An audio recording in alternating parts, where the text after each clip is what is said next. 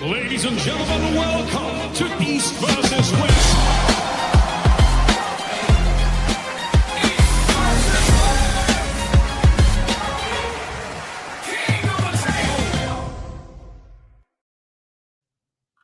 Hey, welcome everybody to another Sunday Night Casual with me, Texas Tan, your host. So today I bet there are a couple of controversial questions and topics out there that I'm expecting you guys. I can already see all the messages flying in, uh, and wanting to know a little bit more. And here I am, going to be giving you as much as I possibly can, uh, about what our thoughts are, what my feelings are, and my, from a company perspective and my own perspective.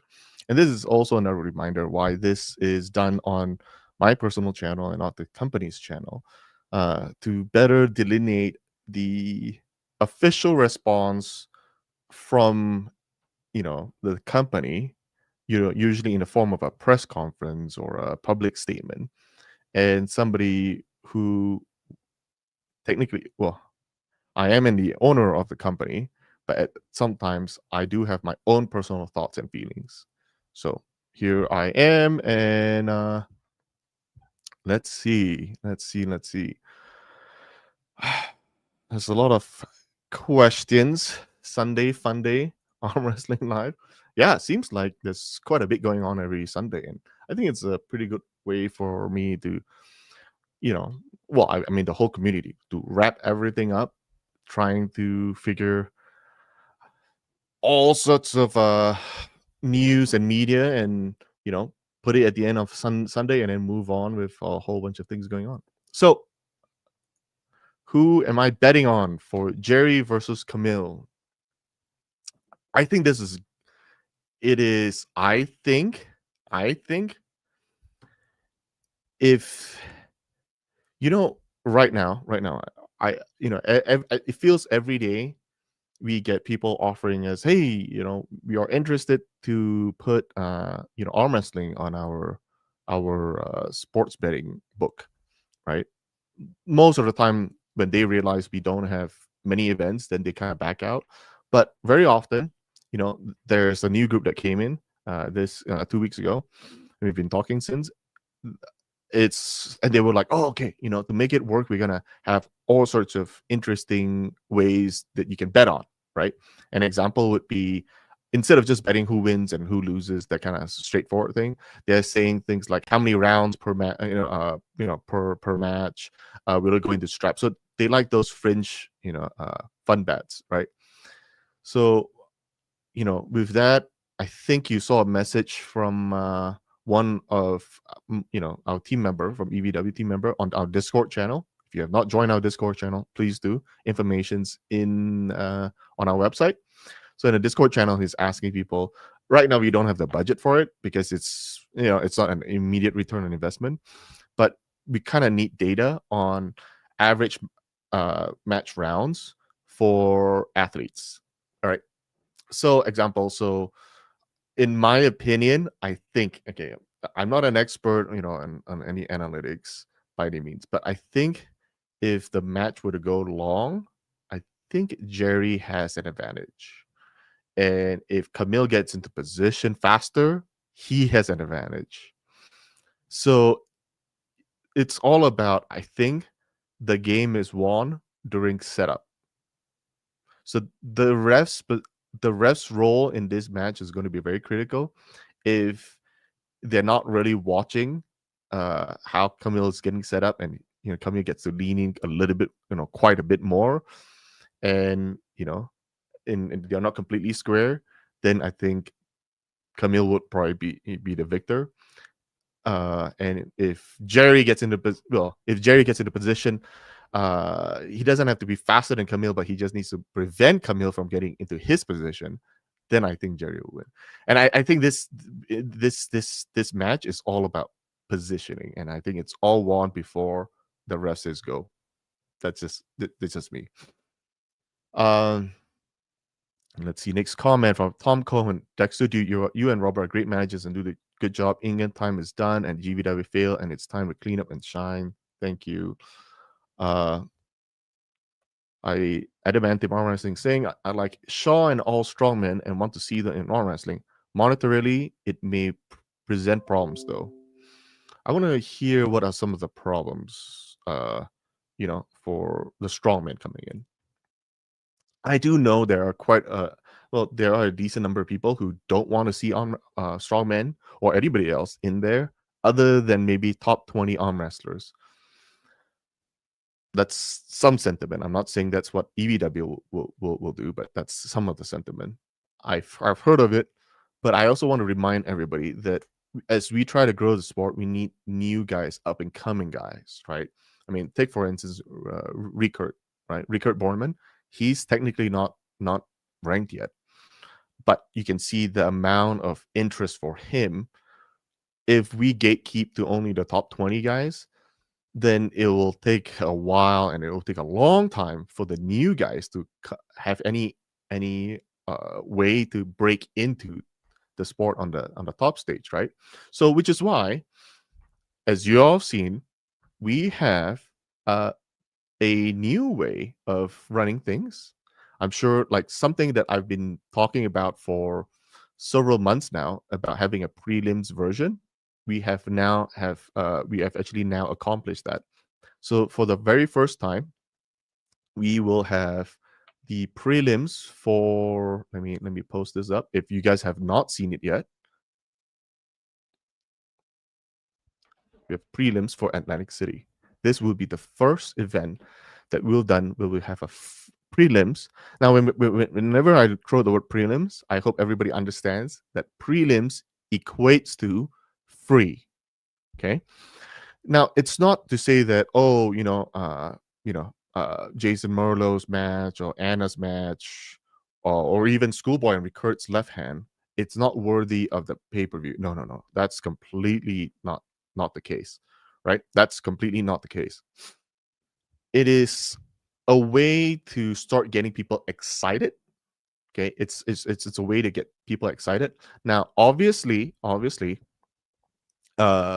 will usually prioritize the newer guys to be introduced to the world in the prelims. If anything, if you're newer to the EVW stage, I would say that prelims, it's a better way to expose, for the organization to expose you, because it's going to be free, live streaming on our company's YouTube channel, right? It's on the free channel. So we expect a lot more people watching that than the pay-per-views, right? I'm just throwing out facts there. Not everybody is buying our pay-per-view who is watching on the free channel, right? That's a simple math. So with that said, the reason why we did what we did was, okay, well, Jason's and mine is new to the EVW. So let's put them there, expose them to the world, right? And for Anna and Jocelyn, Jocelyn has been on several times. Anna, she is actually our event coordinator, but for too long, she has been not given the opportunity because she's a staff member. But we kind of thought, like, look, okay, she won WAF Worlds so many times. She won Europeans champion many times. She goes to every event and she constantly wins. And then sometimes, I think in Chicago, she even competed in the men's category and came in second in the opens division. So she's so powerful. She's way up there, but she's not given the opportunity because she's working the job, right? And is that really fair? Because ultimately, she is an athlete's first. Okay, so with this, we are giving her the second position, right? So after so once she's done with her match, it's out of the way, she can come back and start working the job, right? So that's why she's placed in the prelims and not in the main event. If she's placed in the main event somewhere, then for until her event, she has to be focused on, and she's going to be too distracted working everything else. So that's why we did. And the biggest change, that another big change that we did right now, is that the tournament finalists will be on the prelims. The tournament finalists. So most cases, in most events, we normally have a tournament on Friday. Now in Switzerland, it was so big that it even went into Saturday morning. Okay, because they have masters, seniors, and juniors, I think. So with that, right, we need to be able to. Well, but we can fit all the finalists, right? It's just too crazy. So what ends up happening is we'll probably need. So I came to talk to Robert and says, hey, we got to do prelims, and I want to reward a finalist. Okay, almost like a wild card kind of thing. Now, what's also pretty evident from the EVW perspective is that we will have our matchmakers there, right? We will have a lot of our team members there, right? So everybody knows Devin is one of them. Travis is one of them as a commentator and announcer. Neil is also one of them. So Coach Ray is one of them. So all four of them will be there as well. Between the commentators, announcers, plus our matchmakers, Robert and Snezana, there will be a lot of eyes on the tournament. Okay. Unfortunately, due to time and everything, we wish we can put everybody in there. We were gonna they're all gonna come up and give ideas to pick one finalist that they think is it's gonna be the best. Best could come from any sense, could be most entertaining, could also come from being how close the match would be, right? And usually they are one and the same. So I would say that if you want to have a shot, if you want to have a shot to be on the main stage with all the big dogs, come to the tournament. Come to the tournament and do your best. And there is a potential for you to be on the main stage. So, and the main stage would be best out of 5, like the rest of the matches, instead of the tournament best of 3, I believe. So that's kind of what a big change. If you're still thinking about whether or not to come for the tournament, now is the time, right, to make that call, because this is going to be massive. You'll be given. The only thing is your pictures won't be on the posters, obviously, because there's no time to make the last minute edit within a couple hours. But for everything else, you'll be you you get a glimpse of what it means to be on the main stage, and I think it's pretty different. So that's, I think, yeah, I it's snowing for the first time here, so it's super dry right now, super dry, because somebody commented I should drink more water. And by the way, I didn't grow up in the Rocky Mountains, so body's never gonna acclimate to the dry, cold weather. Let's see. This is the Discord link. If for anybody who hasn't joined yet, only people that don't want strongman are those that are scared. That's a pretty fun one. I like that.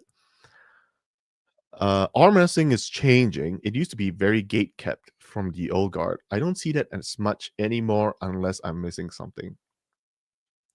I think it's not so much gatekeeping. I think it's more people.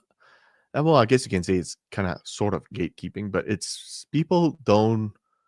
They're fearful of the unknown, or yeah, right. So just like in the early days, I got attacked almost every single time. But I believe, give people time and be genuine, be authentic, and in time, people will see one's true colors, right? I mean, that's I think that's a very good like system to operate from, right? Anytime like, oh, should we do this? Should we do that? Well, what do I personally think is the best? And just do it rather than trying to appease other people, those sort of thing. Let's see.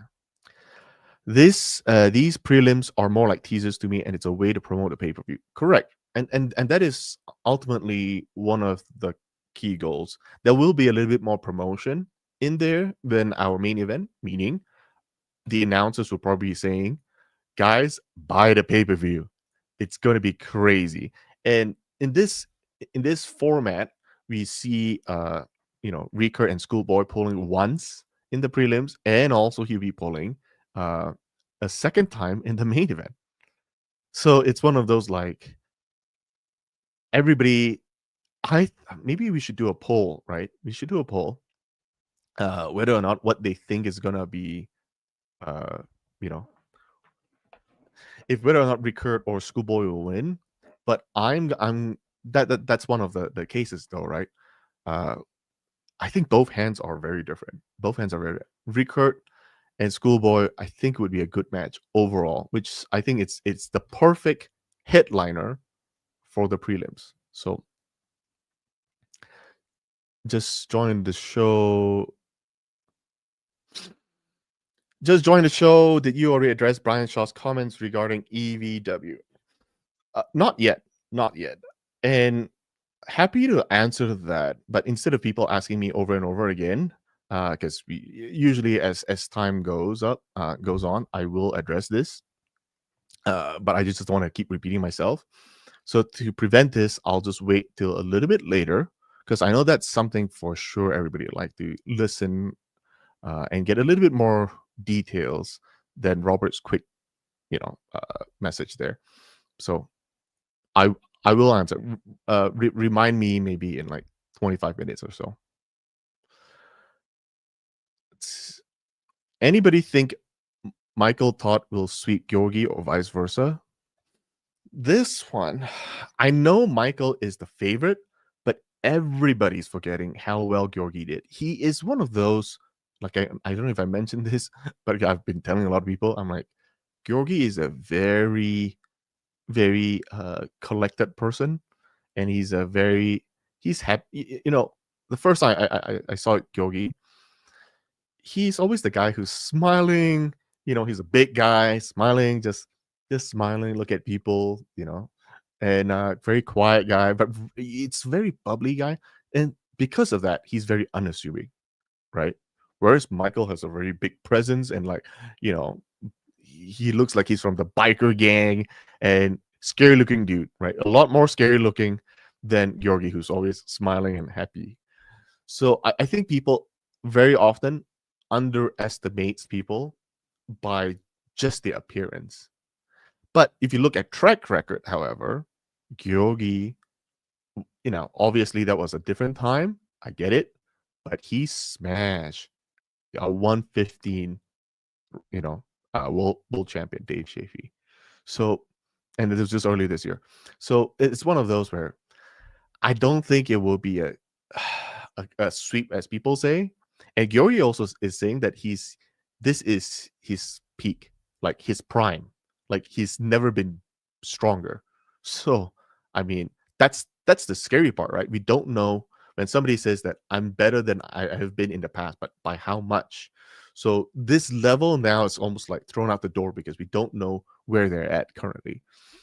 And Michael, who has been training for the past 6 months, or was it 9 months or so, he's gonna be also pretty strong. So it's I don't want to say things just to promote the match, but I'm just saying that there is a reason why they are the headliner. At one point, we were thinking, okay, should Jerry be the headliner? Well, I mean, they are called headliners, uh, but then ultimately we think it's so close that both should be headliners. Plus, Rickard Bornemann has shown a lot of, and Schoolboy has a lot of interest from the community, so they were almost considered to be one of the three co-headliners as well. But I still think that Michael and Georgi's match is just a hair above everybody when it comes to what kind of interest they'll gather from fans. So that's why I think ultimately their match is going to be pretty dang good. Let's see. Poster looks awesome. Thank you. Anna is OG. What if King of Table is a 20 competitor contest of who can gets the most pin in a time limit when it stays on the table? So right now, everybody's kind of known that we have Vienna on the 20th of January. Oh, sorry, February. And but I was just telling Robert, I'm like, look, the gap's too big between events, and we are now actively trying to lock down a King of the Table event on January 31st, just so that we don't have 2.5 months of nothing. Right now, historically, January is a terrible month to host events because it's right after Christmas. People are like, "Oh, I don't want to buy the pay-per-view because I'm low on money, whatever, right?" But I'm hoping to do a smaller event, right? Not crazy big venue, cheaper tickets, potentially even cheaper pay-per-view. Might be 25% off our normal EVW pricing. Totally making it in a different format, tighter, closer tables. Well, sorry, one table but closer spectators. Maybe standing room only, and then if there are VIPs, they will be somewhere on the balcony area with tables where they can sit down and munch on food and look at things. So that's kind of like the feel that I'm looking for. I've reached out to a whole bunch of people to help me scour and find real good, cool venues. It doesn't have to be really big. It would probably be most likely either Vegas or Salt Lake City. We do have a headliner ready that I think people would care about. But ultimately is if we can find a venue first. But yeah, it'll be King of Table. And I'll tell you for another good reason why it's going to be King of Table. It's because we are also launching the annual pass. We are bringing the annual pass back for 2026. So the 2026 annual pass is going to be bonkers. Okay. I was doing the analytics to see what is the best pricing. And the best pricing that we've determined is that you will get 9 events for $139.99. Okay. So 9 events typically would set you back $180.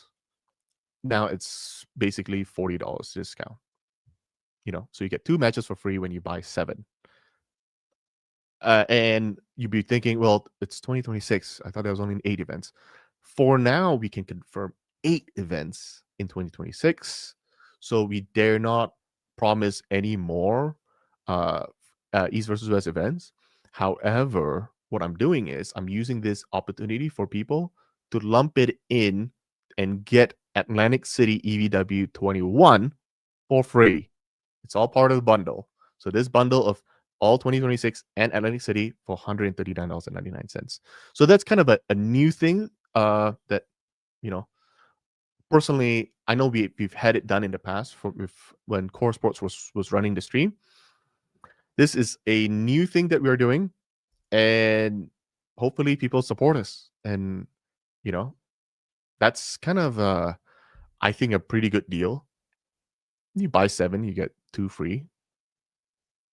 And it's not gonna last forever. This deal will change after the event. So just throwing it out there. Let's see. Anna is the OG. She has been pretty good. Have you seen Ayane's most recent tweet? I was on her channel yesterday. I didn't see any tweets because I know Ray, because between Ray and I, we were trying to set up her match interviews. And yeah, so there's that. But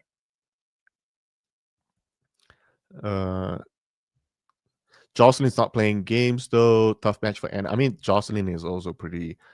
I don't know who's the favorite here, because from what I've seen is that Jocelyn is the favorite from what I'm seeing, because I think perhaps maybe people have seen Jocelyn on stage a little bit more than Anna, so maybe that's what it is. I know Jocelyn. I think she got silver in WAF, didn't she? So I mean, no slouch. She's pretty good. So I think it'll be a very, very good match.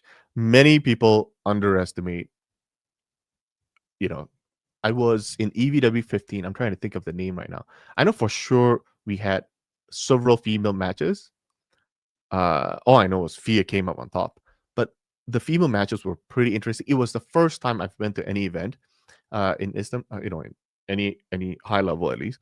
And Robert was explaining to me, watch, you see, uh, when the straps on the females' hands, they are more susceptible to losing, and it's true enough. So it was very back and forth, depending who won the coin toss, right? Most cases, but not all the cases. So that's when I'm like, wow, I didn't know it was way interesting. And some of the men's matches was a blowout too, right? So what I'm saying is, even in Jake Paul and Mike Tyson's boxing match, they are saying that the most interesting match for that evening was actually the females match. So just throwing it out there. Just throwing it out there. Let's see. Okay, so here's the schedule. The prelims will start at noon Eastern time. Noon Eastern time. And then it will go for 2 hours. Okay. Now, all four matches may not occupy all 2 hours, but that's fine. We have other things that's happening that will fill in the time. We will have a pre-show from our commentators and announcers. They will just kind of give their thoughts and a little bit of analysis of what happened in the prelims to fill in the time. And then the prelims would be aired both on pay-per-view and on YouTube. So it's really up to you if you want to, watch both. Watch on one or the other. It doesn't matter. And then as soon as 2 o'clock comes, we may take a 15-minute break in between the prelims and the main event. And as soon as the prelims ends, it's when the YouTube channel stream also ends, but the pay-per-view will continue going on. So just throwing it out there. The prelims will be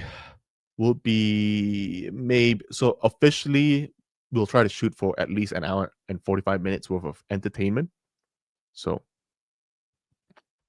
and the final 15 minutes, it's when we start switching things over, just in case there was something wrong, like the microphone wasn't loud enough. It's a way to test the system as well. And if something goes wrong during the prelims, I hope people give us a little bit more leeway because it's free. And then when everything is all said and done, there might be some minor tweakings, like, I'll review the footage and I says, hey, it's not loud enough. Let's turn on the gain. But then the gain's too loud. We have to lower it down. There's a whole bunch of things that needs to be tested to ensure continuity in the audio feed. The video is probably quite evident when something's wrong. We can see it. We just can't see it, right? So that 15-minute gap will be there. But if assuming everything goes nuts, right?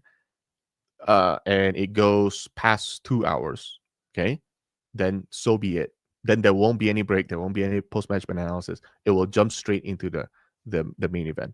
So we will be a little bit flexible there, and I hope people understand. But ultimately, as we are telling everybody, it's noon to 2, and then 2 onwards will be the main event. The main event won't start any earlier than 2 p.m. is what officially we are saying. Just throwing it out there. Let's see.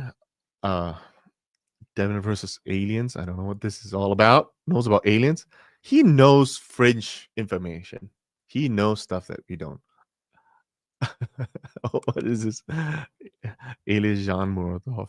If you're talking about his left arm, then sure, he's in. We have a lot of like weird Popeye looking guys, right? Oleg Jacques comes to mind first when you're talking about like weird left hand craziness.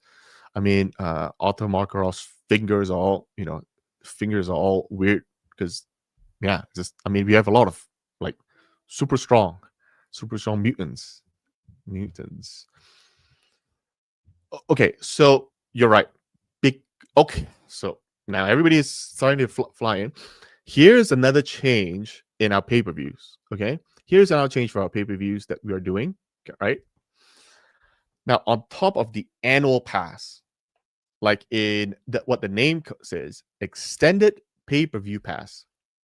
Okay, what this is something that I'm testing, and it's something that I will want. It's really from the feedback over the past couple of weeks from you guys, and it's along the lines of I didn't want to call it a VIP pass because we have and we confuse everybody. It's like, oh, VIP, and because we have a VIP in-person ticket seats, right? So I'm calling it extended pass because that's really what it is. We're extending the video of our live stream for our extended pass pay-per-view pass holders.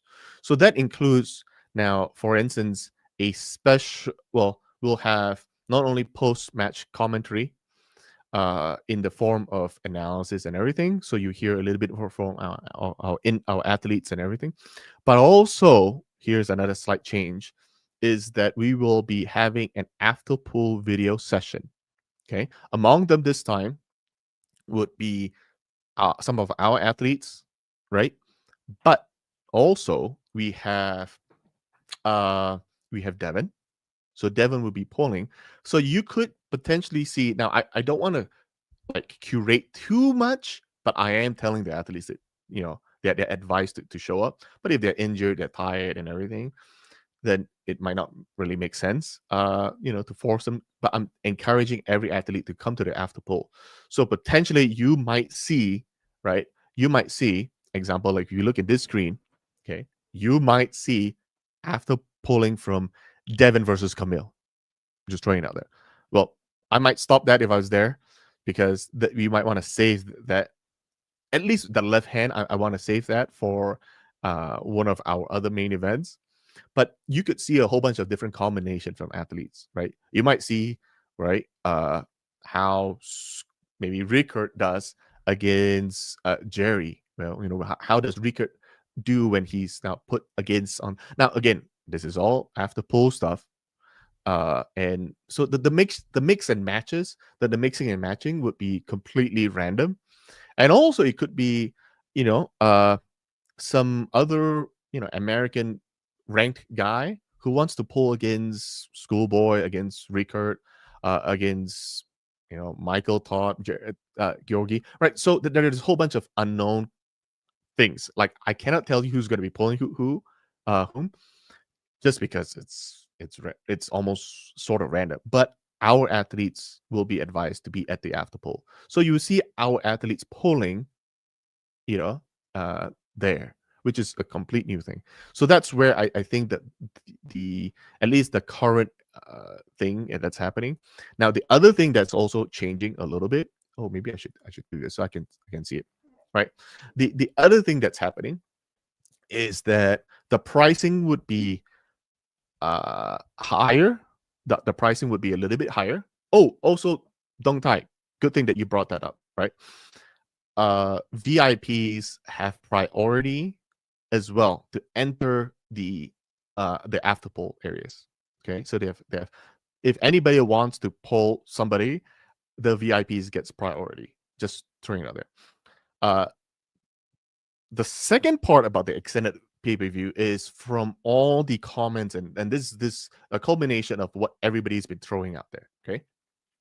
The second thing about the extended pay-per-view pass is that I am going to give every single athlete a code.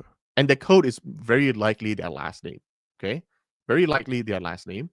Meaning we have Borneman, we have uh Bazizyakov. I don't know if I put Bazizyakov, maybe it's Schoolboy, I can't remember. But you will have Todd, right, for Michael Todd, right? Todd. We have Svekov, basically all these guys here, right? Jablonski, Terasitis. If you put their last name in there, you'll get a pretty big discount. Okay. I'm still finalizing on the price. Right? Listed price might be $38.99. And then if you put in a code, you'll save $5. So really, I expect everybody to put in a code, please. Everybody put in a code because there's another reason for that. Because then you're bringing it down to like $33.99. No, yeah, $33.99, and then we'll take $5 off that to give it to the athletes. So the athletes actually get to keep that money. Now, again, don't quote me on the price because I'm still figuring out on the whole pricing thing. I might lower it and give a small discount plus a smaller uh you know a smaller chunk and sort of tips to the athletes, a little bit less, but that's the idea, yeah, right? I want to be able, this is a way for fans who, financially are capable to also support their partners. Whether or not I release that number out there to the world, that would be a separate matter. I'm still thinking about it, but perhaps that might be the case. But here's also the cool, interesting part, right? Uh, well, not interesting, but fairness. It will only be for, at least for now, it's only for the athletes. So I know there are some content creators who are pushing. Uh,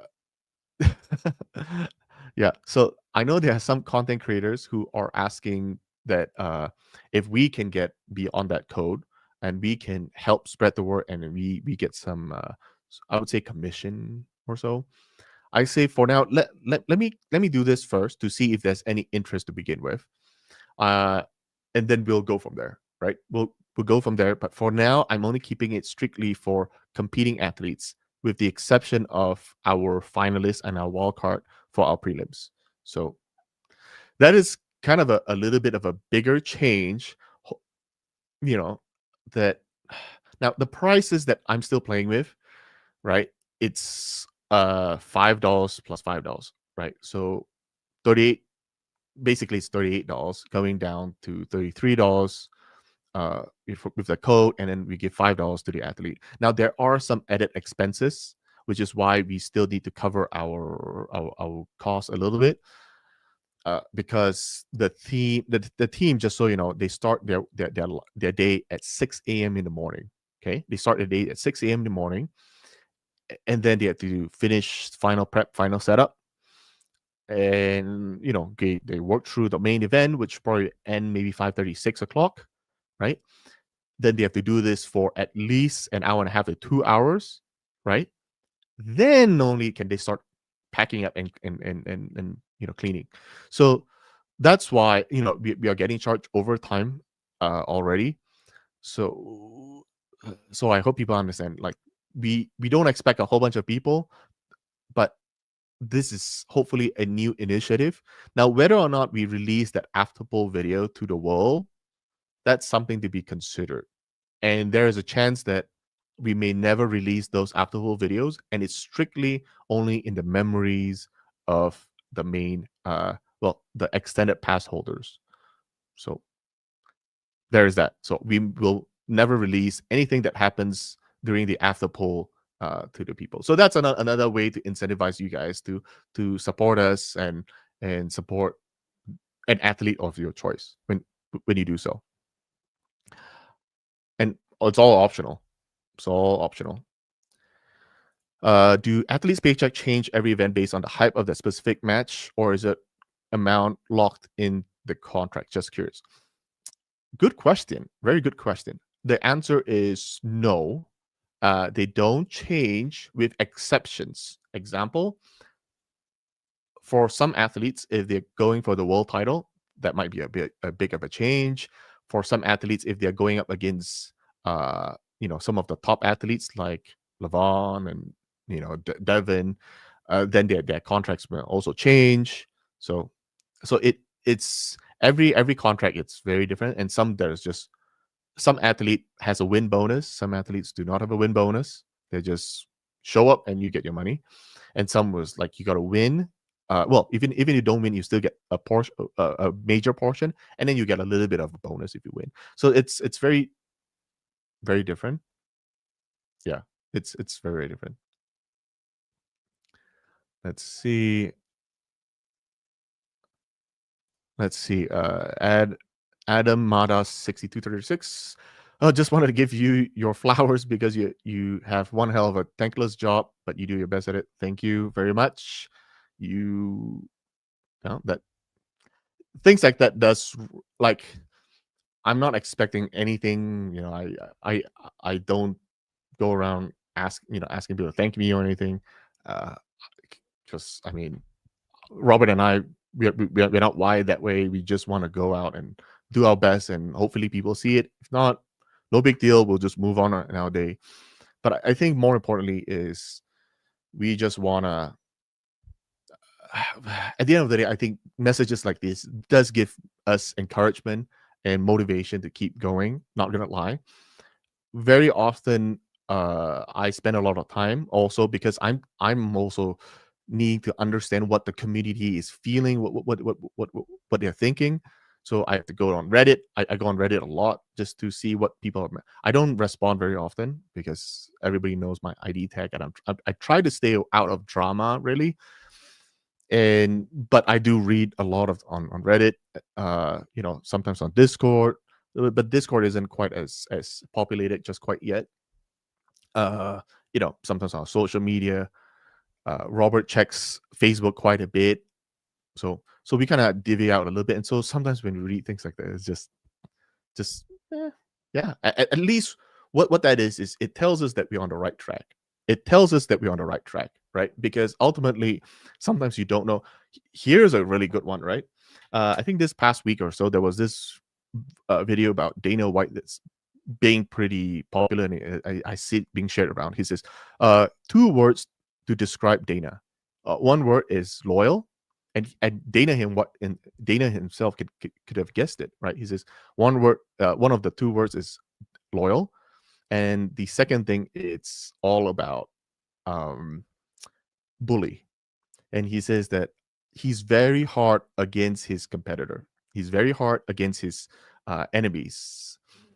But if you shown loyalty to him and you helped him out, he never forgets you. And you could see that, right? I mean, his working relationship with the Fatita brothers span decade, and his friendship with.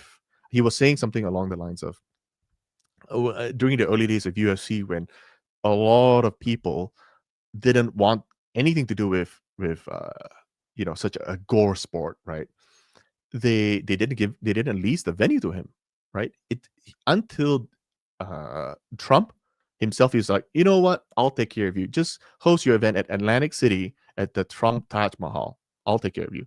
So ever since then, right, he was very grateful to Trump, and you could see that their relationship span all the way to even the latest general election, uh, right? So then, Robert and I, we got talking. It's like, hey, look, there's a lot of people coming constantly. Like, I mean, the stuff that you guys read on Reddit is only a small portion about people disparaging EVW, Robert, and my name all the time, right? You guys see only a fraction because within inside private messages, people attack us all the time, right? And we also hear about stories and things like on the outside, they look like they're all magnanimous. They're all friendly to EVW, but on the back end, they're constantly poaching our athletes, telling them to rip their contracts off. Just come, we'll take care of you. And then the athletes come report back to us. All sorts of things like that, right? It happens all the time. And then one thing that, oh, here's our hit ref. So maybe you should join us and answer some of the refs question that we had last week, because I was a little stumbled with that. So Luke, if you're available, send me a message and I'll send you an invite link so you can help answer one specific question that people had that I really had a tough time answering. So anyway, back to the whole point. The way that we respond right now is that we are very we try to play the we try to solve things with peace and kindness and love, right? That's kind of like the core foundation of our religious belief as well, right? But at the same time, that people could take advantage of this whole situation. They could, oh yeah, Robert's not going to do anything about it, so we'll just go pull someone else, or we'll you know we'll help a competitor and they will still let me back in, kind of thing, right? That's you know so how much do we want to run the company with an iron fist kind of method, right? Do we want to start banning people from coming back? Do you want to start imposing penalties and disciplinary actions, or whatever, right? So that's why, but ultimately I think Robert and I, we kind of agree, it's like that's not in our complete nature. Now, yes, now when we want to get hard and tough and all hard, we can, right? We can. But at this time, we are still. Let's try to resolve everything in peace. Let's resolve everything in peace. We won't go the bully route just quite yet, and that's kind of how we are at. So there is Jay Corbin 9 events, $140 is a good deal. Well, it's $139.99. It's more of a psychological thing, but there is that. Let's see. I know who the favorite is, but as a ref, I can't say. That's also the other thing about what Luke's point is, which is why it's you can never get who my favorite is for the match as well, because I don't want anybody to be able to say, look, the reason why this happened is because one of the owners uh, told the refs, right, to unfairly ref that match to help one of the two athletes win, right? We absolutely, the sport is too small to be ruined by any form of matchmaking. Blanket statement, completely true. Anybody who argues otherwise uh, doesn't know anything about organization of a sport league. So we cannot match fix. Even though, like I'll tell you sometimes, right? Even sometimes, example, sometimes, right? We do have stories that we are trying to build. Okay, we're trying to build the story. Example, right now, say example, we kind of know the storyline. Levon versus Vitali in February, and a month and a half down later or so, it'll be in April, where Devin is pulling Vitali again. Okay, now for storyline purpose, okay, if Vitali wins Levon, then it makes Devin and Vitali's match. It's very super interesting. It's probably that it's gonna break records, but now the difference is Devin is facing a new guy for the gauntlet. Okay, so from a storyline perspective, the promotion would prefer it that matter. Okay, Levon loses, but we will never do anything to interfere with the match. Okay, though I think that that's a storyline thing. Uh, you know, personal opinion. Now it's not an immediate person. I think Levon still got it. Honestly, I think Levon still got it. But I'm just telling you, this is a very far fetched example, but that's something that even though we we think it's better, but we will never interfere with something like that. Which is why I cannot think of a scenario where you'll see Robert or I running on stage other than to fix a technical problem, but not talking to the refs during you know when we are seeing like when they're reviewing a match or in a protest or whatever. We will never try to interfere with that. We will let Luke and his team do the job, because that's the whole idea of hiring Luke, right? He's good at what he does. Let him do his job, right? Now, when we bring up new rules changes and whatnot, that's okay. That's maybe when, as a management side, we will all discuss that together. So there is that. Uh, let's see. Somebody throw in this statistics. I love it. Mr. Peanut says the global sports analytic market is projected to grow from 3.78 billion to 22 billion by 2030. That's pretty good. That's pretty good. Uh, that's just sports analytics, by the way. I think that's I think start with me potentially baseball, right? Wasn't there a movie about Moneyball about how using numbers and statistics can lead to the ideal outcome versus trying to buy just best players. No, instead of trying to buy wins, you buy the best players, and they will help you win. So there's that. Devin and Alijan match set for February. So right now we are still talking about that, right? Devin, so which is why Devin is kind of in the crunch right now. Devin's been trying to push to get his match like right now in Atlantic City. Unfortunately, I think times Alijan's busy with family thing. But so that's not gonna happen. Just throwing it out there. And the reason is because Devin says that, hey, I'm gearing up for Vitali. Vitali is going to be a crazy opponent. I will need to bulk up for that match. And if he has to prepare to go down to the 115 and then rebulk up again, it kind of like disrupts it because he's trying to gain weight. You're trying to tell him to go down again and come up. So that will disrupt him just a little bit more. So we're still thinking about it. So maybe it's in our January event that if I can see if I can pull together something. But yeah, so there is that. Or it could be Darikan versus Alijan.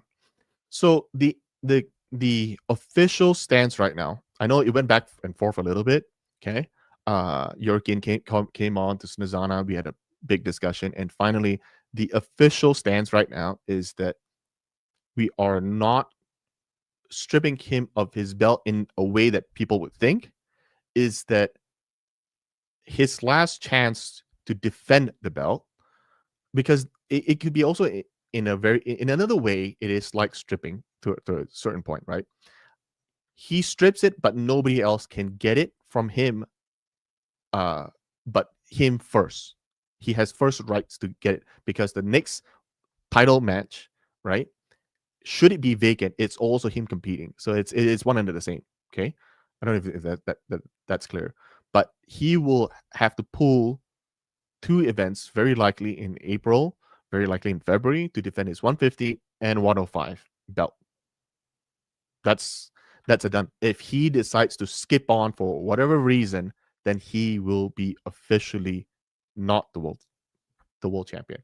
So that is the compromise that we made with him, because his argument, it's kind of loose, and also in the past, we admit it was never publicized that way, but it was always an unspoken rule. But now we are trying to standardize everything, and so that there would be a no question asked that this is the path to go.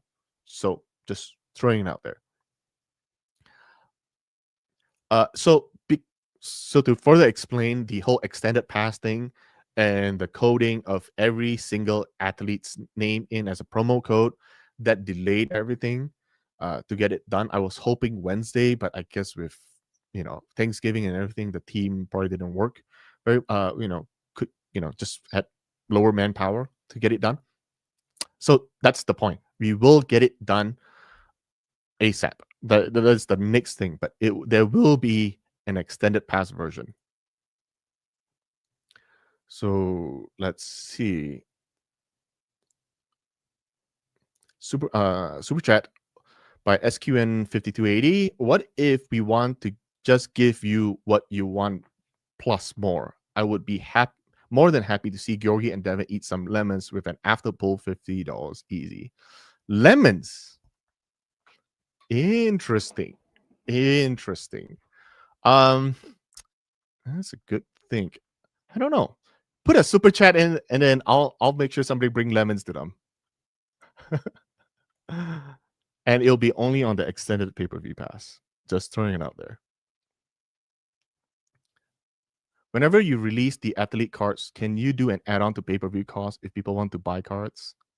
So one thing that would be also a slight change, is that we will have a unique feature when we convert our website, hopefully in 2026, early 2026, hopefully before Vienna, really, is that we will connect our pay-per-view stream with our Shopify system, because that is the Shopify system is required in order to give codes to content creators, to athletes, so that they can track their points and redeem things with their points based off purchases through their recommendation. So basically an affiliate program, right? And with Shopify system, we are building a system to connect our Shopify store to the pay-per-view, which means you can purchase things right off, through your remote control. And by that, I also mean that you are capable of getting special deals only if you're a pay-per-view buyer. So very, very interesting there. Robert Crane says, so you like when people are easy to work with? I mean, who doesn't? Who doesn't? I mean, why would anybody want to work with somebody that's difficult? Is I mean, if somebody's like really, and nobody else can do it, then I'm sure there's some level of tolerancy. But I'm sure everybody would like it if everybody they work with is easy or nice and pleasant. So, oh, Pam, she's our in-house accountant. So she is the best. She's the best. Um, Thank you, Benji, for your kind words. Always solving things with a nice smile. Adamantium is saying, anytime you're in the public eye, there will be disparaging comments and encouraging one's part of fame, minor or major. Yeah, you are not wrong, and we understand that. And ultimately, I think even for athletes, some of the athletes they are doing a pretty dang good job, right? One of the things when we brought back, well, I mean the Eastern athletes, they were like, oh, shoot, that's actually what really happened. Okay, yep, that's Dexter and Robert. They aren't bad people. Let's move back to EVW, and you know, but by then they got a whole bunch of attack on them, right? And it wasn't very, very nice. And I was thinking of ways to see how can I fix their reputation, essentially, or because there are some people who have said, I don't like to uh I don't like to this athlete, and because of that, I won't buy the pay-per-view. Okay. So there is that. So I was thinking, but ultimately I was reminded of certain thing. Okay. I was reminded that it's okay to hate an athlete because they might buy the pay per view to see them lose, right? And with every sport, sometimes it's also okay to have the bad guy, right? So, so that's why I started leaving alone and let people form their own opinions. Really, I mean, heck, Devin, who's the most famous arm wrestler in history, has a whole bunch of haters too, a lot of haters, and he embraces it because they'll buy the pay per view to see him lose. So that's kind of where we're going at, and same with me. As long as they're not acting on their hatred, right? They're not sending me death threats, or they're not, harassing my family or anything like that. Then go ahead, attack me. Doesn't I will just eat it. I'll just eat it. Here's another super chat from SQN5280. I think the after pool would be perfect place to exercise all rules. Try new tables, training gear, live contests, a digital place to market investors. I like that. I like that. I like that. I really like that. Uh, don't know quite yet if we have any new rules that we're toying with. And while we're on the subject of new rules, I want to explain a little bit and address this situation. And and it and it's one of those that I know was mentioned uh, by Brian about us seeming to compete or push back on rule changes. And we actually have like quite of a number of rules that we would like change. Not gonna lie, we actually do have quite a bit, but every rule change has to be done in a very incremental manner, right? We are talking about implementing a rule change for the entire world, right? Not just the Western athletes now who understands English perfectly. It needs to slowly propagate to the rest of the world. So any major rule changes has to be done uh, in a slower manner. And also, Robert and I, we were under a major, tremendous amount of stress, right? Stress that the athletes, the Western have left, well, not all of them, like 27 plus, they have left. And one of, technically not one of, their main point was that Devin is an owner and he's changing the rules specifically about the, anything that helps the Kings move, which is ridiculous to begin with. And they are manipulating the refs to let him win the Eastern guys. Okay, which is no, not true. Well, eventually now it came out that it's not true. Uh, so we already know that they're very sticky about rule changes, right? And so within the same time period, but within the same time period, we were hosting we are co-hosting with the Shaw Classic, and so whenever we there was a new rule that's presented, we had to take this we had to take this new rule and propose it to all the Eastern, all not just the Eastern, but all the athletes, and ask them, hey, what do you think of this rule? Do you think it's okay with, right? Is this acceptable? Is this any comments, any questions? So it's not like we said no. It's more like, hang tight for a second. Let me check. Hold on. Let me think about this for a second, right? So there is a lot of that. Another thing that was also in contention, I think it was so ultimately we did, because we've actually been talking about the whole challenge flag thing for a while now.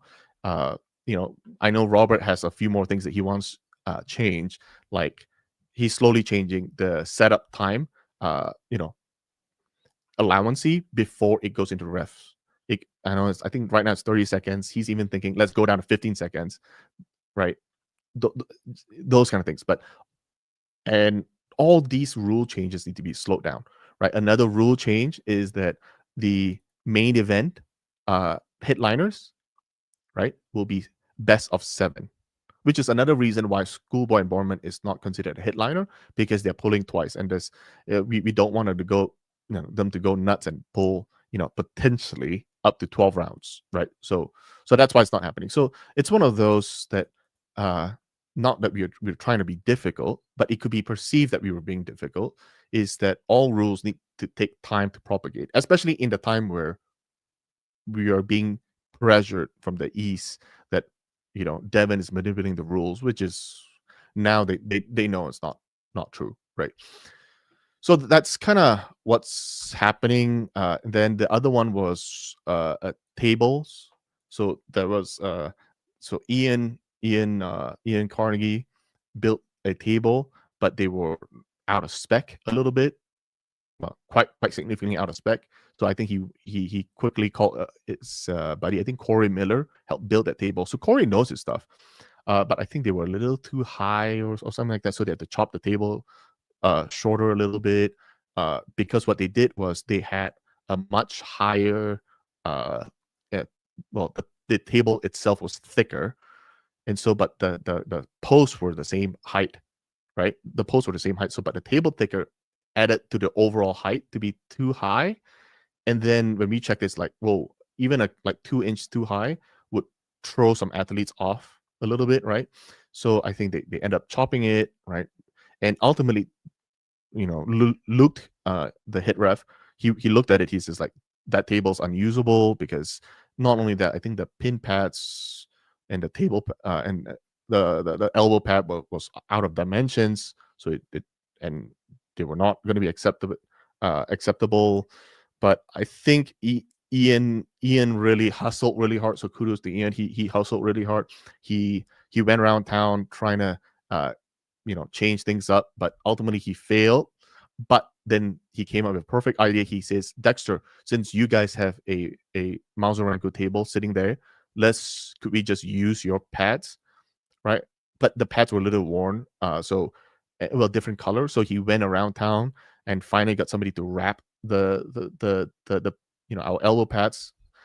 So he did a lot to try to make it work, and it made us appear that we were being really difficult to Ian, but really we have to comply with certain things, right?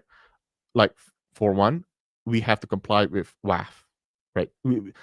I know that there has been a little bit of difficulty coming up from the WAF camp, right? Because they are so strict, and but at the same time, right now we are WAF affiliated, so our rules cannot go nuts and completely change things. So we have some room to breathe, really a little bit, which is what I'm seeing a lot of chat talking about. Svetan, right? Right now he has an issue with Arsen, the current president.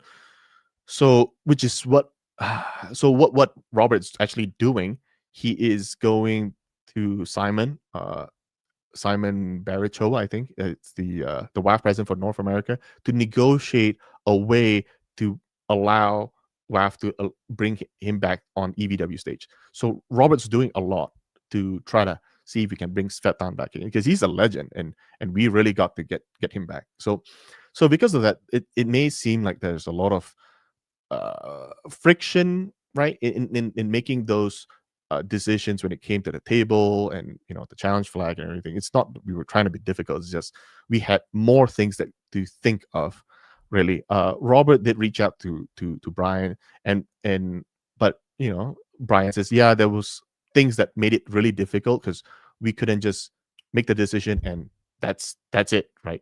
We still had to deliberate, we still have to think, we still have to think of the consequences, we have to check with other people.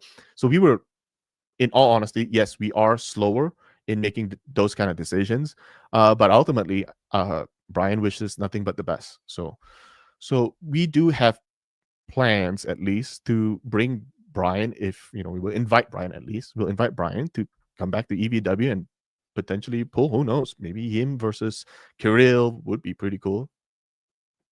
I don't know, Larry Wheels, I don't know. So that's you guys seen, right? Leonidas is going to visit Devon and train with Devon, right? So maybe it's Leonidas. I don't know. But point being is, I, I know it's on the surface. It if you're only getting half the information, and you're seeing from one perspective, you can see. Honestly, that was probably, Robert told me, right? He has so many challenges in his life, a lot of challenges in life. But he says, during that time period was potentially one of his most challenging time in his whole life, in his whole life. And so we were under constant pressure because of the whole situation. And yeah, so yeah, so there's that. It's ultimately, I think we both grew and learned, really. But hopefully that drama, I think it's behind us, really. Ingen's been cooperative in many sense, but whatever Robert kind of reaches out to him, say, hey, can you help us with this, or whatever, there's that, right? So hopefully that answers a lot of your question, really, in regards to this matter. Let's see. Let's see. Yeah, and oh yeah, somebody just reminded me. They're not wrong. There is the thing that I would say I would have to take blame for this one. This one is something that I overlooked a little bit. Is that back back before we took over, especially during when we had those collectible cards, the autograph cards, athletes were signing upwards of 500 items. And I don't think any of them complained, at least that I know of, right? And they just signed it. Uh, then we took out the trading cards, and I dumped everything down, and now we have only a less than maybe 150, 180 worth of items to sign now. So it's kind of we've kind of pulled everything down a little bit. And yeah, and but at least the arm wrestlers understood that that's where they kind of needed to do. But then I forgot this time there was strongman as well, and the strongman weren't accustomed to signing anything at all. And so when they were faced like, oh, I have to sign this 150 or 200 or whatever the number, I can't remember the number, worth of like posters and sign shirts, like, oh geez, maybe wow, these guys are really exploiting us or whatever. I don't know. So they were pretty unhappy that I had to make them sign that, and that one. I said it's kind of my fault. I probably should have you know, made it maybe optional. I don't know. I guess so. There's that. Yeah, all matches that have been announced. It's right here, Brian Mogo, all here. And if you guys ever wonder like what the matches are, I would say go to evwsports.com. Uh, if it's not there, our social media always have them. The latest, the absolute latest would be on our Instagram, TikTok, and YouTube and Facebook. So those are four main ones. Yeah, there is a chance that in February we will see Alijan versus Dadikan first instead of Alijan versus Devin. Potentially, potentially. Nothing's we're finalizing. We do know Alijan has to pull in February, but yeah. So there is it. Let's see. I'm scrolling down. I'm 25 minutes behind, but let's see.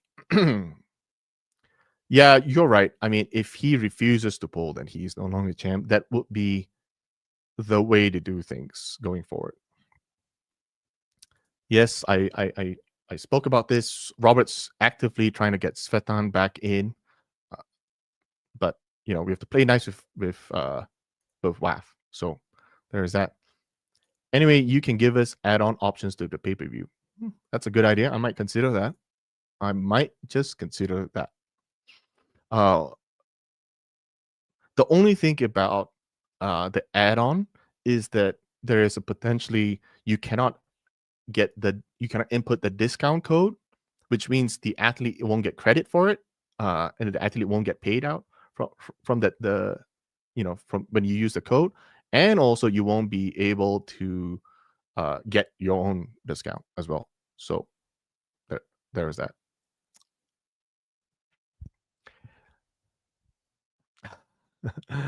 I'm seeing some funny comments, but I won't put it up there because I'm trying to not give attention to people who don't deserve it. Really, honestly, I think that's the way, right? Ignore the haters. Ignore the haters and just march forward. So there is that. Uh, if you hate someone, just have mass humiliating them. I tell you, uh, I can't say the joke because that's not my joke to share, and it brings up some very controversial points. But man, if you see Matt Mass, ask him because in Turkey he had some. No, sorry, even in Zurich, he told me a joke, and I was just bawling. I was just bawling. It was so funny. Just ask if you see Matt Mass, ask him to tell you about the Turkish guy joke. Nothing to do with England on this one, but yeah, just t- tell him to tell you the Turkish joke. It's so funny. Matt Mass, he insults you in a way that's so funny. It's so funny. Let's see. No, it would be four. You're forgetting the wild card. So Atlantis is asking. So three of the matches would be free on EVW. No, it's four. There's one wild card match that will be picked. Let's see. They can do one review per match now. There are talks that needs to be finalized whether or not a best of 7 match would be. They will have 2 challenge flags instead of 1 because of the number of potential matches. So that there is that now. So to be clear as well, Todd, Svekov, and Kedoret and Jablonski's match, they will be best of 7. So headliner matches, even in the future, even if they're not world title matches, they will have best of 7. Just throwing out there if you guys missed that. Okay, so here's a criticism that I would like to read out. BZ Coffin says, seriously, feel that you guys, Robert and Dexter, you need to be more active with the athletes, like post more videos, not just arm wrestling, but events like Ingen used to take them to eat a lot. So like maybe record a conversation over a dinner table. Is that what you're saying? I did it. I did a bit in Arlington earlier this year. I think I did one with uh I did one in, yeah, we were at a pizza place. I d yeah, actually, you might be right. You might be right, because I have, uh even in Zurich, I brought Mad Mass out. I brought Camille and Sergey out, because it was a kind of a promise. If they came on my podcast, any super chat money, it will just go to them by feeding them. So we did all that, but it was unfortunately not recorded. Now that you mentioned it, maybe it should be recorded. So I'll probably need to do just quite that. And also, the one thing that we've looked into it is that, now that, we have to manage 8, potentially 9 events, maybe even more. While back in the day, East versus West was only 4, so they had 3 months to prepare and 3 months to plan. They had a lot more time, basically. So, not we just aren't quite there yet. But ultimately, I feel like last year, oh, so this year, sorry, this year we were just playing catch up. But you can already see this upcoming year that like, I really can start giving you preliminary dates, because we are a little bit more, our feet's already wet, and we are all ready to, we are more experienced, and we know the context, and we know the operation, and we're slowly dialing it down. I mean, you look at our Zurich, you know, video. I mean, our production is top notch, right? So there is that. Uh, yeah. So to clarify, Jay Corbin, and not like I want to go back to this topic because I'm just a couple of minutes behind.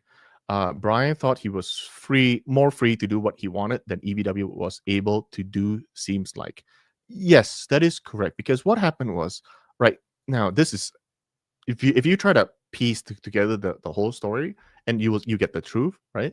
In this case, you know exactly that this was the complete truth, right? Baku was always there but never confirmed, right? And that is the case. It was there but never confirmed, because there'll be certain confirmation things, like how much are we getting, like from a sponsorship standpoint. Do venues are the venues locked in, whatever, right? So there's this whole bunch of stipulations. Sometimes the stipulation comes as example: we will only sponsor you X amount of dollars if, say, Devin and Vitaly are polling. Then I will sponsor, give you this amount. If Devin's not coming, or if Vitaly's not coming, or Levon's not, whatever, right?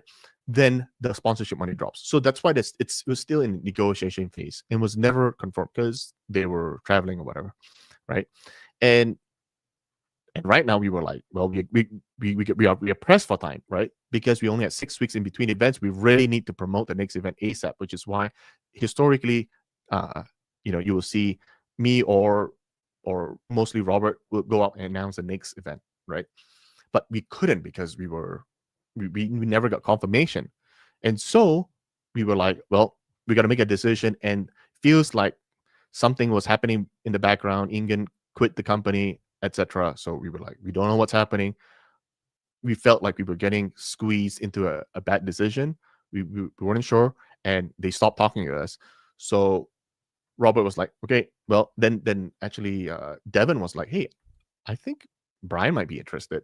So let's make a phone call. And in that phone call, it was mostly, hey, if you want to come merge with us, that's fine. We made a lot of like over the phone agreements. So there was no time for attorneys, other than, hey, arm wrestling, we'll take care of arm wrestling stuff. You'll take care of venue and production stuff, right?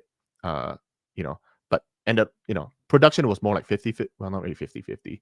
It was more like 75-25. So camera angles were our team, because obviously our team knew all the camera angles, because they're arm wrestlers, uh, that sort of thing, right? Because, like, if you don't know what you're doing, you end up having like the camera right behind an athlete, athlete's shoulder, those kind of things. So it's one of those weird things. And then, but in the morning of after Brian landed, it was Brian, Robert's right. Somehow or other, it got leaked that Brian was coming, and immediately we were offered confirmation that Baku was on. And then Robert reached out to, and by then it was morning of on Saturday. Reached out to Brian and says, "Hey, by the way, seems like Baku's on." right? And then after a while deliberation, and I was talking to Robert. I'm like, hey, dude, it's we gotta, you know, we discussed, and finally we're like, no, no, no, no. Let We've already made a commitment. Unfortunately, Baku's not gonna happen. So then we actually cancel Baku, even though Robert technically had this option to accept Baku, but it was last minute thing. So which is why Baku never happened. I think I mentioned this story in the past. So with that said, you know, and it was also unfortunate. I know Brian really wanted Vitali versus Devin match to happen in Colorado. We all wanted it because that would really solve our whole scheduling of Devin's matches for the even 2026. So with that, I know there are some frustrating component because now he couldn't get Vitali there, and there was a lot of crap happening in the background. So anyway, that was what the whole story went out. But yeah, we weren't free to do everything we wanted. Uh, you know, everybody had their lanes essentially, and none of this was listed down on contract. It was very verbal. It was like, quick, quick, quick. You do it, I do it. On certain things, you take care of some things. All right, done deal. Let's go. That kind of thing. So let's see. Diabolical Billy. Super chat. He says, Oi, Brian was fuming at EVW $5, half a chalk bucket, and a salad for the athlete's dinner. No wonder the big man looked ready to deadlift the production team. Dexter had him on a full Scrooge budget. Poor giant. No, to be honest, the Brian was the one who took care of the athletes' meals and everything. The one thing that I did, I did learn is that in the past, green room only had water, right? In Chicago, the green room only had water, never really had anything else. But you see in Zurich, I think if you guys watch my live stream, we had like a buff. Well, I wouldn't say buffet there, but we had like anything from peanut butter jelly sandwich to chocolates to different power drinks and everything. So that's something that what Brian did. He had a whole bunch of candy bars at the back in the green room. So that's something that I learned. So I'm grateful for the experience. Whatever we can do to learn and grow, you know, I I think it's good. So that which is why I think it's really good that if you guys have any ideas, throw it my way. Throw it my way. I'd love to, you know, to, to grow and learn. And as you know, I'm not the best arm wrestlers. I don't have a long history in arm wrestling, so I really appreciate it when people educate me and tell me, oh, this guy needs to be back. I mean, like one of it is Ayane. Ayane is probably one of the first that the my you know this chat has been pushing for a long time, and after reviewing it, it makes sense. Yeah, let's do it. So Svetan is probably the next one. I mean, technically, Schoolboy and Rickert was also mentioned many, many times on this chat, which is we finally were able to make it happen. So uh there is right. So let's see. Matt should be on every card. He gets pay-per-views by himself. Well, I mean, to be fair, I mean he's extremely entertaining. But I mean that's only one of the reasons. But he's also starting to be pretty strong himself, pretty dominating. So with that said, I think we also don't want to burn people out, right? We don't want to burn people out. He also needs his rest. Even though he was ready, he was like, Dexter, hey, I'm ready. My other arm's ready. My right arm's ready. And I'm like, we'll let you sit out on this one a little bit. So there's that. Georgi versus Michael is going to be such an insane match. You're right. Uh, it's going to be crazy war for the wild card spot. Whoever gets there will deserve it for sure. I mean, we will have quite a number of finalists, so that would be. I mean, it's going to be my prediction, right? Oh, which is another new thing. Due to some family issue, well, not family issues, due to because I was going back for a wedding and my sister-in-law isn't feeling too good, so they're postponing and she cannot travel. Doctor's orders, so she's not allowed to go to Hong Kong for a wedding. So I'm gonna be skipping Hong Kong. I haven't booked my tickets yet, but it seems like I can be in Atlantic City. So any of you guys who are going, make sure come grab me and say hi. But for the most part, um, yeah, I'm super excited to go to Atlantic City. Let's see. Match review. Use of GoPros. Phone apps available to operate multiple GoPros or iPhones from a single iPad and create 3D images you can rotate from every angle. Really? Really? Because the system, okay, the system that I was reviewing, it is like I think 24 cameras, and it's like a ring. So it's like a truss ring that's hoisted up above the table with 24 cameras, and that would give us a 3D view of most angles if possible, right? So I was looking into those systems, but those would set me back, a lot of money. But I didn't know 4 cameras is enough. Really? Is 4 cameras enough to make it? I'm gonna look into it, Mr. Peanut. I'm gonna type it right here. GoPros 3D image. Okay, let's see. Next one. Dude, when Devin was down there in Cancun, that crowd was nuts. Yeah, I would love to do something in Latin America because technically they are part of Team West.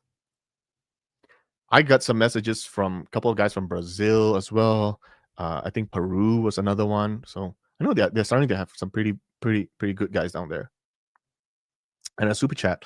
Where will Levon, Vitali, Devin, Larrett, and Vitali be located? Are you talking about in their own homes? I don't know. I don't have a tracker on them. But what I can tell you is that Vitali should only appear once in your message here. I know you like him very much, but I think you might be thinking of Hermes. But for Atlantic City, the only person confirmed that is coming is Devin, and he'll be coming to help commentate and whatnot. So, and to clarify, and so nobody comes as a surprise, that Chael Sonnet is too busy to do anything but commentate. So it's one thing that, because we are paying him a decent amount of money, and we wanted him to do a little bit more in terms of like we want him to promote and do a couple of collaborations with Devin perhaps. But he doesn't have the time. He's only here just to commentate, and with that, we felt like it's way too expensive to come to just commentate. So because of that, we kind of says, hey, let's table this to another time where he is a little bit more available. So that's the discussion with Chael. Uh, let's see.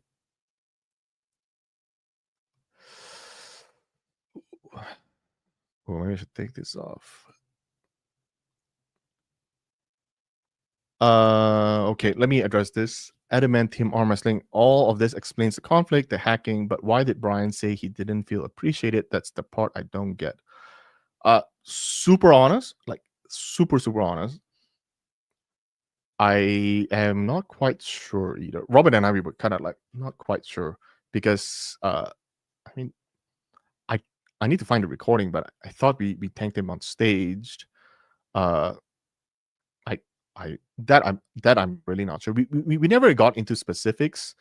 When trying to just check in with him a couple of days ago when the video came out, we just talked. Hey, I thought everything was good. I just wanted to get a bit more clarity. And his response was, "Well, we all, between all three of us, you knew that there was some difficulties in getting this show done. But either way, I still wish you the best. I hope nothing but the best for you guys." So that was kind of like his statement. But so I'm not quite sure. Maybe, yeah, not not quite sure. Special guest. I mean, technically, at this point, do you count Devin as a special guest if he's also going to be helping out, working here and there? You know, but I mean, I know a lot of people uh emailed me asking is if Devin is going to be there, and the answer is a resounding yes. And if you're a VIP, you have priority, to even do an after poll with him. So So there's that. Devin versus Ormes. We actually did not, at least not that I know of, that we recorded officially. Now, for people who also said that Devin and Lavon's video call was staged, if I think if you watch certain angles of it, you'll see that Robert, me, Snezana, and the Vienna team, we were set pretty far away in the restaurant area, all across away from the hall. And when he was yelling, I was like, "What in the world just happened?" And then, oh, it's Devin. It's Devin. He's doing Devin things. And it was only like like a couple minutes later or something, where like they come grab me and says, "Hey, by the way, Levon and Devin's pulling right now." I was like, "What? Whoa, whoa, whoa! We gotta check this out, right?" So that's only when I was informed of that. So it's I mean, anybody who says that was staged, that's completely false. Uh, let's see. I will need to check the name. I don't remember the name off the top of my head, but they did email me, as showing me some of his videos and stuff. But it's probably if you're from Brazil, you probably know him because it seems like he's been winning there a lot. So, Devin Hermes, I don't have official videos, and people who are wondering why it took so long, like remember the first uh podcast I did was like, maybe because there were a lot of people also telling us, hey, just keep it until and when Devin is about to pull Levon again, so you can use that as a hype video, so we can kind of milk it, when the match is set. So I didn't do anything with those footage, and then by the time you guys convinced me to release that, that's when I told Coach Ray, hey, can you help me start editing this? And then it took him some time to get it from. So Benji was one of the guys who filmed it. We had Neil filming it. We had Tina filming it. I think there was one more. Maybe those three, or maybe four. So I think it's three. So he had to gather those and took some time. And Tina wasn't in town, so until he got those, then he could start editing. Which is why it's so slow. It wasn't. You guys don't realize how much power you guys have, because Robert and I, we have a strong sentiment that you guys can help shape, because you guys are really the core of the whole entire sport, the community, right? So we want to be a community driven, uh, company where you guys can help. Now, not necessarily we'll listen to you all the time, because you probably say, don't do pay per view, just do everything free on YouTube, which financially doesn't make sense. But ultimately, you guys can really help shape with the direction of the company. That I think that's pretty cool. Let's see another super chat. I meant to say where the match between Levon and Vitaly take place. Okay, apologize for that. I guessed it wrong.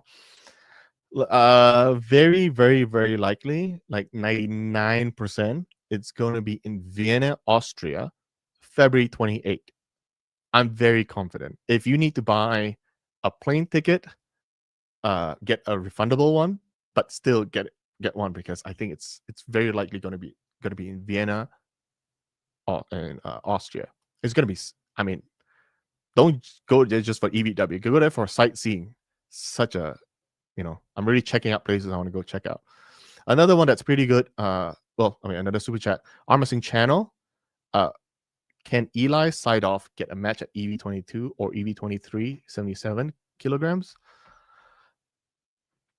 I am officially not on the committee for matchmaking, so I cannot answer that question. But given enough, so what I normally do is, right, I will type in whatever I'm reading now, and then I'll go back and kind of brief Robert and Sinazana. By the way, these guys are saying this and saying that, kind of thing. So maybe you guys want to look into that. So Son another I think technically Sonef was also the Jordan Sonev. He's also another guy that you guys been mentioning quite a bit lately, right? So I kind of believe that there is a whole bunch of athletes that you guys would like to see. Just put it on the messages. When I read it, I'll point it back. Next question from Benny Winslow. He says, Dexter, is Matt Mask going to fight for a belt for his next match? Now, obviously, it's take my word with a grain of salt here, because it might change. But from my understanding, not quite yet. What we want is to not throw him to the deep end so quickly, even though now he's starting to show some traction. We want to slowly build his rank up, right? That's, I think, what we want to do instead of just throwing straight into you know a title match. That's kind of how we want to do things. Yeah. Kino tracks. I think that's, I don't know if that's a system. I need to check with the production team. But yeah, that's good. Our production team is, I mean, we are pretty confident that we've got sort of like a really good sort of a good standard operating procedure to make our stream seamless. We have a lot of advanced technology that we've actually been purchasing. So we start purchasing a lot of equipment. I mean, we it was Black Friday, so I dropped quite a bit of money, and because I think of it as an investment. Some of the equipment are very, very high tech. For instance, one of the equipment, right? And you never think that this equipment will matter very much. One of the things you'll see is the lights will dim down and be bright, right? And when you'll see it is during walkouts. Walkouts, lights are dim, and athletes usually are dark, right? But when we have like 6 cameras and everything, right, not including table cams, so those cameras have different settings. So if you know anything about like photography or video and video systems, there's like ISOs and brightness and everything. It also the f-stops. It's really seeing how much light that the camera can accept, correct? So it's, you might think it's automatic, but most systems automatic is not the way to go because they don't go to the setting that is optimum in a form of where the viewers would like to see. Example, let's say sparklers goes up, right? And then if the setting is incorrect, you can only see sparkles. You won't see the guy's face, the athlete's face. So there'll be the good professionals, they all change it manually. Okay. Now the automated system that is being, they call it CCU, uh, the, uh, the camera control unit, and it's all remote control. So it's linked to the light. So if the light is dimmed down, the CCU will automatically tell all the cameras, and it automatically updates the ISOs to to adjust to either a dark or a bright setting automatically. So the operators now only focus on the zoom, and you know and not just not just the zoom, but the sharpness and the focal and the focus. And the reason why it's pretty interesting is, if example, and the camera, we're trying to focus on the arms doing setup, but if it's an autofocus, sometimes it will see the hit ref's face, right, and focus on the face instead of the arms, and the arms becomes blur. So that's why, a small little thing like that costs us a lot more money exponentially to get those systems working, right? So there's a lot of behind the scenes thing, but I think Atlantic City is under 2 weeks away right now. Everything seems to be going super smooth from the production standpoint to the venue, and knowing that there's a couple of changes. I hope to see you guys next Saturday. But for now, like, share, and subscribe. And until then, keep pulling. Thank you guys, and have a great Sunday.